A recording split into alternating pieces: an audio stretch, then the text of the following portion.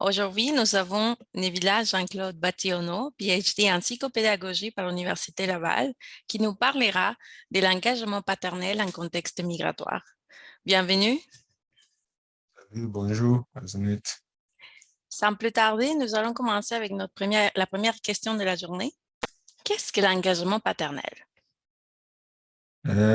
Merci de me permettre de parler d'un sujet, on dirait, d'actualité. Et d'abord, pourquoi parler d'engagement paternel? Il faut dire, c'est parce que on a beaucoup de recherches ont mis l'accent sur l'importance de la mère dans le développement de l'enfant, mais on s'est rendu compte aussi au fil des années que le père peut aussi jouer un rôle au regard des différents changements. Donc, il montre que le père est aussi important dans le développement de l'enfant, donc le père tout comme la mère. Et ce qui a amené justement à parler de l'engagement paternel qui se définit non pas comme une contrainte, mais beaucoup plus en termes de relation, en termes de participation, en termes de ce que le père peut faire dans le processus de développement de son enfant. Et ça, dès le projet de conception de l'enfant, donc le père a un rôle important à jouer justement dans le développement de l'enfant. Et quand on parle d'engagement paternel, et pour le dire simplement, on a essayé comment je vais dire ça, de le catégoriser, donc de définir, on a appelé des domaines ou des dimensions qui permettent d'un peu imager ce que c'est que l'engagement paternel. Donc, ça peut être au niveau émotionnel, au niveau affectif, donc la relation affective, la relation émotionnelle que le père va partager avec son enfant. Donc là, on parlera d'un au niveau socio-émotionnel qu'on dirait. Et il y a aussi un domaine, c'est les soins physiques. Donc, le père participe à prendre soin de son enfant au niveau physique, par exemple en lui donnant le bain, en changeant ses couches. Donc, tout ce qui peut entrer dans le bien-être physique de l'enfant, donc le père y participe.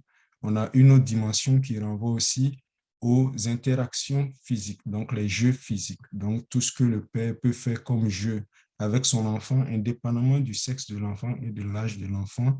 Donc, par exemple, quand il tient son enfant, il court avec lui, il joue au foot avec lui, tout ça, c'est des choses que le père peut faire avec son enfant et qui rentrent dans cette dimension de jeu physique-là. Il y a aussi une dimension qu'on appellerait pour certains une dimension totalement virtuelle, c'est-à-dire que le père a cette capacité-là de pouvoir penser à son enfant, même quand l'enfant n'est pas là. Et ça se matérialise de différentes façons.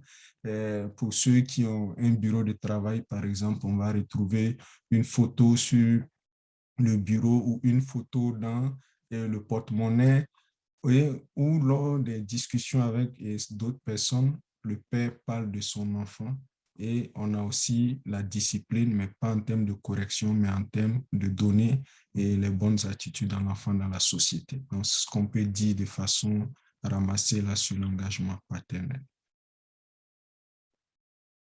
Donc, Jean-Claude, merci pour cette réponse à la question d'Arzenet. Et moi, je souhaiterais plus m'attarder sur le lien que tu pourrais faire entre peut-être les catégories de parents, les classes sociales, le niveau dans lequel, le niveau d'études, en fait, tout ce qui les caractérise, surtout les pères, bien sûr, c'est-à-dire probablement leur profil. Comment est-ce que tu fais le lien entre l'engagement paternel et toutes ces caractéristiques-là? Euh, Merci Raoul. Et il faut dire qu'effectivement, l'engagement paternel, son importance, c'est pour l'enfant. Et en contexte migratoire, ça prend encore un rôle plus important parce que, et en contexte migratoire, le père doit d'abord lui-même s'intégrer d'une certaine façon. Donc, et la façon, le choix qu'il fera dans ce processus-là va avoir une relation sur son engagement auprès de son enfant. Donc, parlant d'acculturation, il faut dire de façon simple que c'est comment le père qui arrive dans une société nouvelle ou étrangère décide de s'adapter. Donc, certains chercheurs comme Berry vont définir 4 profils essentiellement. Donc, le meilleur des profils qu'on souhaite, c'est-à-dire que c'est la relation que comment le père jugule sa culture d'origine et la culture d'accueil. Donc, quand il arrive, il prend et dans chacune de ces cultures, on parlera d'intégration.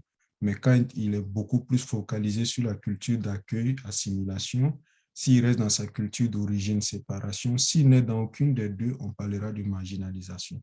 Donc, l'option que le père fait ici, ça va forcément avoir un effet sur son engagement. L'option idéale, en griffe, ce serait l'intégration, donc pouvoir concilier ses valeurs d'origine et les valeurs de la culture d'accueil.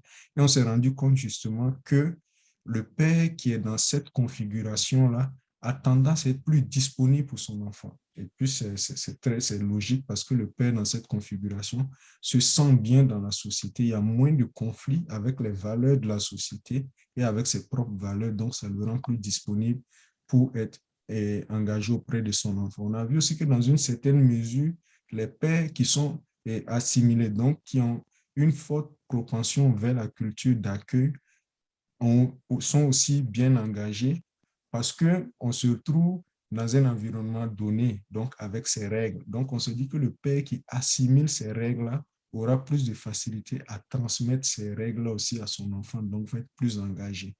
Pour les deux autres profils, pour la séparation, c'est un peu mitigé, mais quand le père est en situation de marginalisation, il va être moins engagé parce que d'un point de vue psychologique, la situation de le profil de marginalisation est un profil qui peut être pathologique parce que le père, il est en questionnement. Il n'arrive pas à trouver ses repères aussi bien dans sa culture d'origine que dans la culture d'accueil.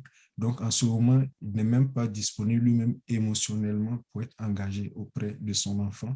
Mais on a vu que, indépendamment du sexe de l'enfant ou de l'âge de l'enfant de façon générale, les pères en situation d'immigration restent quand même assez engagés auprès de leurs enfants. Maintenant, nous aimerons savoir comment est-ce que l'engagement paternel influence-t-il le développement socio-affectif de l'enfant? Merci Achille.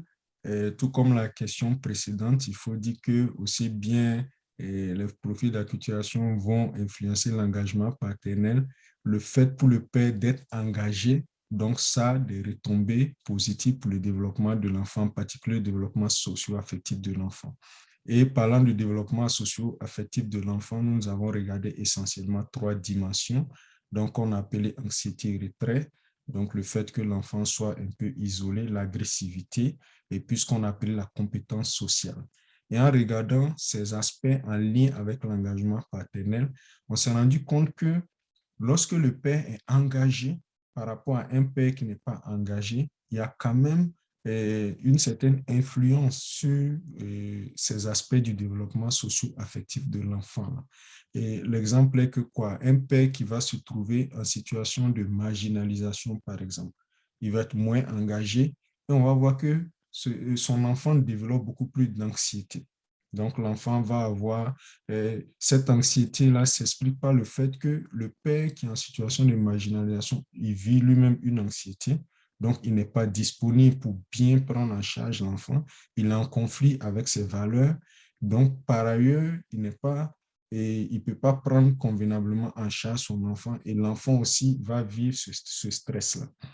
A contrario, on se rend compte que le père qui est engagé, donc le père qui est disponible, qui prend soin de l'enfant, qui participe aux soins, qui joue avec son enfant, qui est présent pour son enfant, ce père-là, son enfant va développer moins d'anxiété, il va être moins agressif, mais il va, la dimension particulière du développement socio-affectif qui va être affectée dans ce cas-là, c'est vraiment le développement de la compétence sociale. Donc, on se rend compte que quand le père est engagé, l'enfant va développer plus des compétences sociales, donc il va être plus sociable, il va être aimé par ses pairs, il va s'intégrer facilement dans un groupe.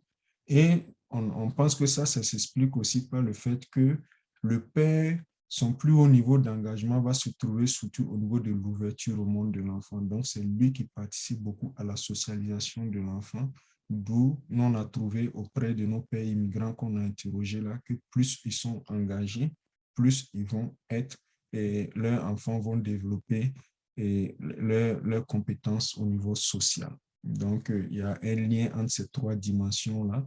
Donc, on s'est rendu compte, en fin de compte, que un père qui va être bien acculturé, va être bien engagé et son enfant va développer ses compétences sociales.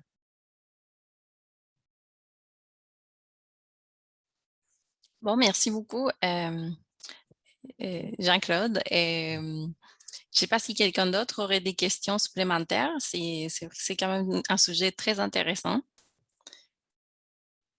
Oui, je pourrais peut-être demander à Jean-Claude le relancer si c'est possible par rapport à la réponse qu'il m'a donnée entre le niveau d'acculturation Mhm. et l'engagement paternel.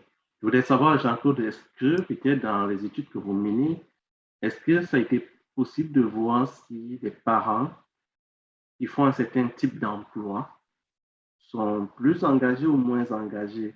Parce que je sais qu'il y a des emplois, par exemple, qui peuvent nécessiter plus d'affection chez les parents, par exemple des enseignants. Ils en donnent tellement tout au long de la journée. Est-ce qu'ils peuvent continuer à en redonner le soir? Et tu veux savoir, est-ce que c'est quelque chose qui a déjà été étudié? Oui, on n'a pas regardé le type d'emploi, mais ce qu'on a regardé, c'était ce que ça faisait et le sentiment que le père a vis-à-vis de l'emploi qu'il a. Parce qu'on s'est rendu compte que souvent, quand les gens arrivent en contexte d'immigration, il y a ce qu'on appelle la déqualification professionnelle. Donc, ils arrivent avec un certain niveau, mais ils n'arrivent pas à occuper des emplois qui correspondent à ces niveaux-là quand ils arrivent en situation d'immigration. Donc, ils vont être dans des emplois et souvent, c'est des sous-emplois. Donc ça va créer de la frustration chez le père et ça va créer ce qu'on appelle, j'ai parlé d'anxiété tantôt, toutes ces situations-là contribuent justement à rendre l'adaptation difficile parce que le père, il va être révolté contre cette société qui ne reconnaît pas ses valeurs, alors que l'engagement paternel rime avec compétence paternelle. Donc, ce père qui ne se sent pas valorisé ne va pas pouvoir être engagé au niveau de son enfant. En tout cas, ça va être difficile pour lui de pouvoir être disponible parce qu'il arrive avec la perception aussi que du père pourvoyeur et là, il n'est pas en situation de pouvoir. Donc, ça peut jouer justement sur son engagement en situation migratoire. Je ne sais pas Merci, si je Jean-Claude, me pour la réponse. ça fait merci. Et est-ce qu'il y a des recommandations qui pourraient informer ou renseigner les politiques du gouvernement au Québec en ce qui concerne l'intégration des immigrants dans la Oui, province? oui, oui, merci Aznet. Effectivement, il y a des recommandations parce que on s'est rendu compte que lorsqu'il y a des activités qui sont offertes pour favoriser l'intégration des personnes qui arrivent, les pères se sentent moins concernés. Il faut dire que les hommes, de façon générale, ont besoin d'approches spécifiques en matière d'intervention et encore plus pour les pères immigrants. Donc, on a fait des recommandations justement auprès du ministère pour que les programmes qui vont être développés prennent en compte la spécificité des pères immigrants pour pouvoir adapter justement les interventions et les politiques à leurs besoins. Donc, leurs besoins d'emploi, leurs besoins de valorisation et un besoin d'accompagnement dans ce processus-là pour que ces pères-là puissent s'assumer, se sentir compétents et ça a des répercussions aussi bien pour l'enfant que pour la mère parce que quand le père est engagé, ça permet aussi à la mère de s'épanouir. Donc, ça, comme on va dire ça, une incidence sur le bien-être de la famille et de la société de façon générale. Aussi auprès des organismes qui interviennent et auprès des personnes immigrantes, on a proposé de développer des activités qui s'adressent aussi aux hommes. Et dans ce cas, on a proposé au niveau du Centre multiethnique de Québec, par exemple, des ateliers pour hommes immigrants où les hommes discutent de leurs difficultés et partagent leurs expériences pour pouvoir mieux s'intégrer et puis être engagés auprès de leurs enfants. Merci à nouveau, Jean-Claude. Et cette présentation, l'engagement paternel en contexte migratoire, est la première présentation de la série 3 qui concerne l'insertion professionnelle et l'intégration des immigrants au Québec. Merci à tous. Au revoir.